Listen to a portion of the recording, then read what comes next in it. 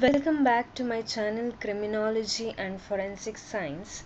Today we are uncovering the Classical School of Criminology, a fascinating framework that shaped the modern justice system.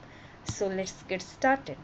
Just imagine a world where crime was explained by superstition or divine wrath.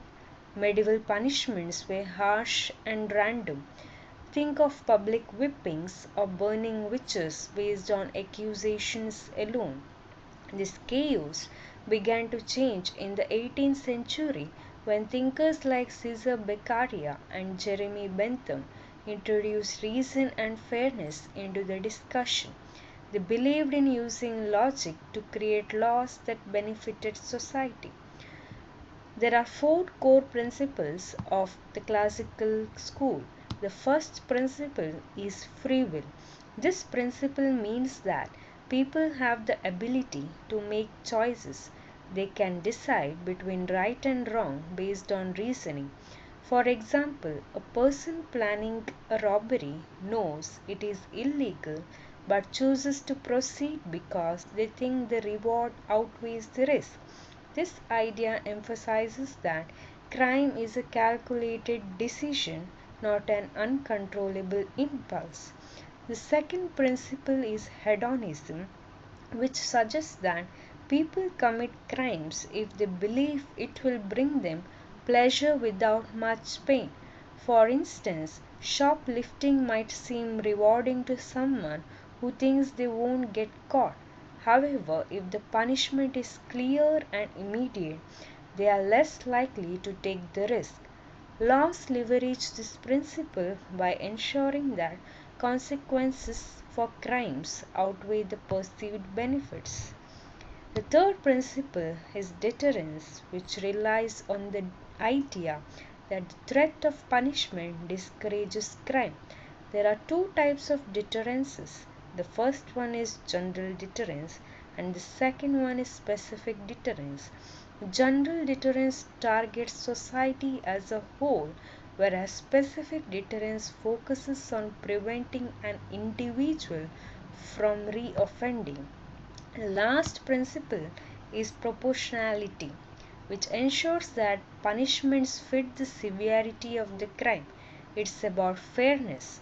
For example, a teenager caught vandalizing a wall should not face the same punishment as someone committing armed robbery. By matching penalties to the seriousness of offenses, the justice system maintains balance and equity. Cesare Beccaria's 1764 book, titled On Crimes and Punishments, changed everything.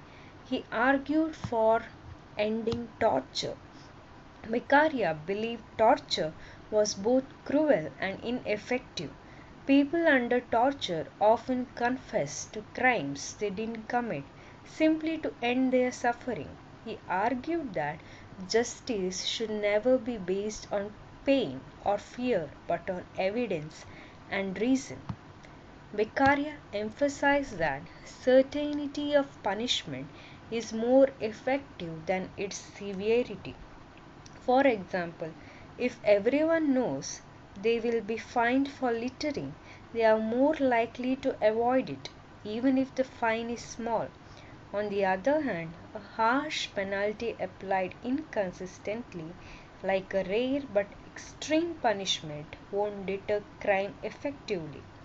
He proposed that imprisonment should focus on reforming the individual rather than inflicting suffering. For example, providing education or occasional training to inmates helps them reintegrate into society and reduces the likelihood of reoffending. Beccaria's ideas were revolutionary at a time when prisons were notorious for inhumane conditions. Jeremy Bentham expanded these ideas with this theory, aiming for the greatest good for the greatest number. He designed the Panopticon prison, that is nothing but a structure where inmates felt constantly watched, even if they were not. This sense of being observed encouraged good behavior. The classical school brought many innovations to criminology, but it also had its limitations. So let us look at both. Some of the strengths of classical school will be explained now. The first strength is the foundation to modern law. By establishing key principles like proportional punishment and deterrence, the classical school laid the groundwork for today's justice systems. Many laws and policies still reflect its emphasis on reason and fairness. By focusing on free will, it encouraged individuals' responsibility. This means that people are seen as capable of making rational decisions and are held accountable for their actions. Before the classical school, punishments were often brutal and arbitrary.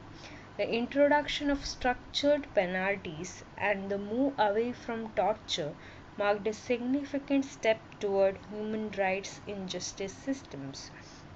The idea that clear and consistent consequences can prevent crime remains a cornerstone of criminal justice policies worldwide.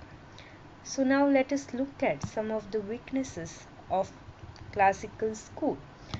The classical school assumes that all criminals act rationally and weigh the risk before committing a crime. This ignores crimes committed impulsively or under emotional distress, such as crimes of passion. It treats all offenders the same, regardless of their age, mental health, or social circumstances. For example, a teenager and a career criminal might receive the same punishment for a similar crime, which may not be effective or fair. While the classical school works well for straightforward crimes, it struggles to address complex criminal activities such as organized crimes, terrorism, or white collar crimes, where motivations and circumstances are more intricate. By emphasizing punishment and deterrence, it overlooks the potential to reform and rehabilitate offenders, which is a key goal in modern justice system. The classical school of criminology gave us a foundation of fairness and reason in justice. Its principles continue to inspire reforms worldwide. Thank you for watching. If you found this interesting, like, share and subscribe for more insights into criminology and forensic science.